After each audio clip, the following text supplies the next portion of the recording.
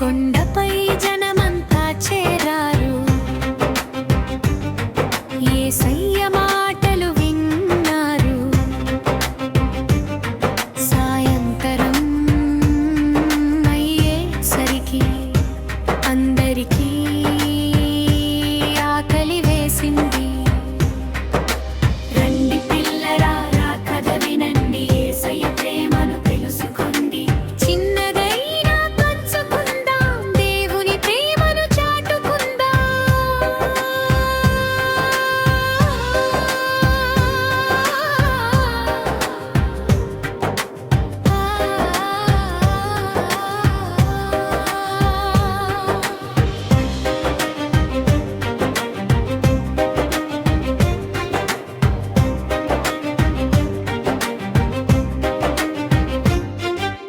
ఒక చిన్న బాబు వచ్చాడు, 5 రొట్టెలు తెచ్చాడు, 2 చిన్న చేపలు కూడా ఇచ్చాడు.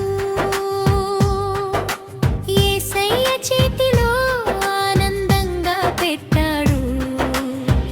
యేసయ్య దేవునికి కృతజ్ఞత చెప్పాడు.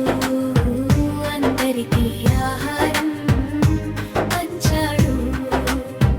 వేల మంది పిరితుండి కొందరు, ఇంకా మిగిలినవి కూడా ఉన్నాయి. చిన్న సహాయం గొప్పదవుతుంది, ప్రేమతో ఇచ్చితే ఆనందమవుతుంది. మన దగ్గర ఉన్నది పంచితే దేవుడు మరింత ఆశీర్వదిస్తాడు.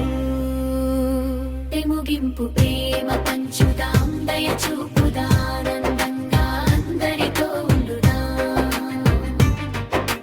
యేసయ్యలా మంచి పిల్లలని ప్రతిరోజు వెలుగుగా జీవిద్దాం. యేసయ్య